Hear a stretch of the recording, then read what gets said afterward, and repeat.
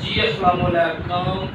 मैं तुहाडा अपना सिंगर अफजल भाई ते मेरे नाल सिंगर महविश जी ते असीं नसीर बुढ़े पिंड वाले वास्ते दो माइये कीते ने ते उम्मीद करने कि जिन्ने भी दोस्त साढ़े पंजाबी लोग देश में देखते हो और लाइक करते हो तो असीं तुहाडे बहुत मशहूर हाँ जी।